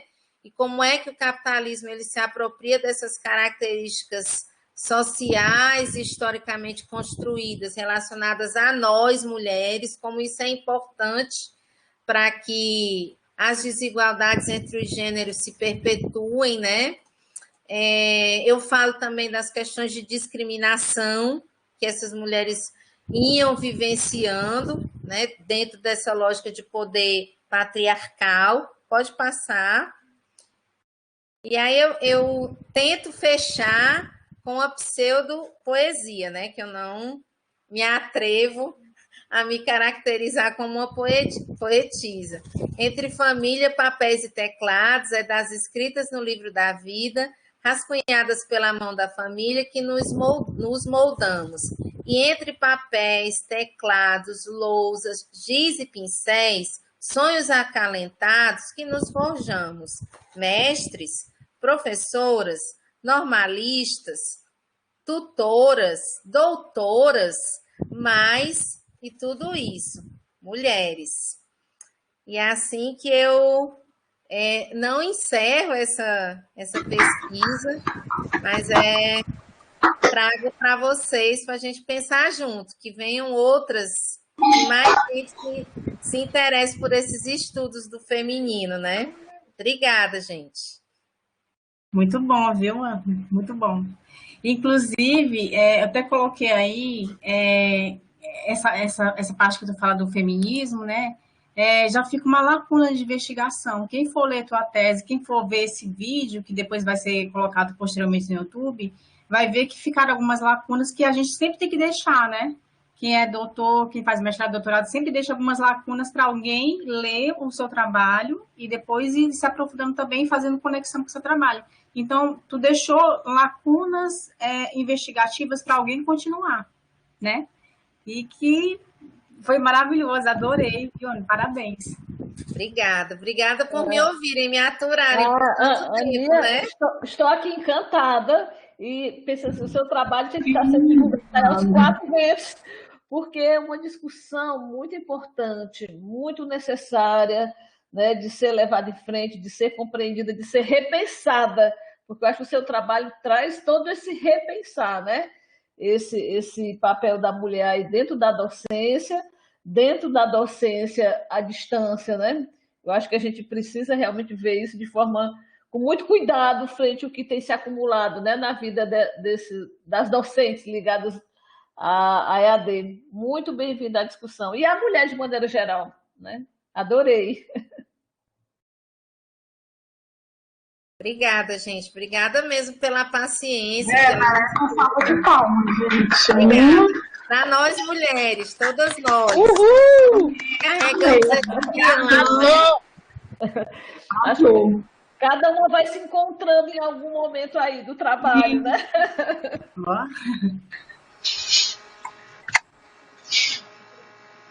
E aí, para o próximo encontro, né? Já tem alguma definição? Tem sim. Estou colocando aí.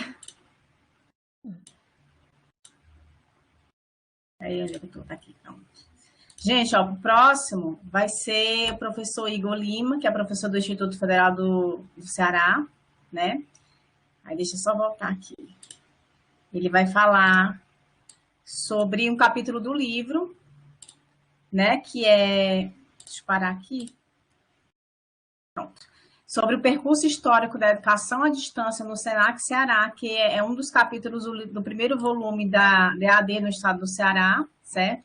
Aí a Ana, você pode ser mediadora? Pronto. Aí o próximo vai ser esse, né? Vai ser no dia 3 de agosto, agora é só daqui a 15 dias, né? Próxima terça-feira tem docência virtual, então a gente não pode se encontrar, então vai ser daqui a 15 dias, no mesmo horário. Se passar um pouco mais, gente, a gente entende porque às vezes a discussão é tão boa como foi de hoje, né? E então a gente não tem como interromper, como foi a discussão da professora Mazé na vez passada, como está sendo agora da Ano Show dessa vez. E a gente não pode perder uma discussão como essa, como eu coloquei lá no grupo, né? Estava convidando o pessoal para vir assistir. É uma aula. Alguém vai se identificar com o trabalho de alguém aqui, com o trabalho da Ana, com o capítulo do livro da professora Mazé e os outros textos que vão vir. Isso aqui é uma aula e alguém vai se identificar e vai fazer um mergulho, né, profundo em cada trabalho para justamente poder ajudar no trabalho que está desenvolvendo.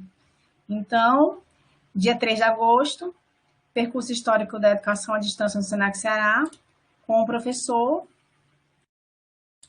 Igor Lima Rodrigues, né, que também escreveu com a professora Rivera. E... Deixa eu colocar aqui, pronto. E é basicamente isso. Tem alguma coisa a falar, mas Não, só agradecer aí esse momento maravilhoso que a Aninha nos proporcionou com essas reflexões, né, muito importantes. E acho que essa questão do horário a gente vai sempre passar e vamos todos ficar aqui muito concentrados, porque as discussões são maravilhosas, como você destacou, Marília. Obrigada, Aninha, obrigada a todos, né, por estarmos até agora nesse momento tão interessante. Obrigada, viu, gente? Estou muito feliz por poder dialogar com vocês sobre essa minha caminhada, essa nossa caminhada, né? Estamos todas nós estampadas ali. Obrigada mesmo, mas também. Você viu que a Liz já colocou aí requisitando para a segunda multimês, viu? Acho que lá a gente precisa muito, né? Vamos combinar, eu posso ir sim. Vai ser uma honra. Obrigada. Liz? A gente vê aí um momento para lá. Então, eu vou passar a vinheta e a gente vai encerrar o encontro de hoje.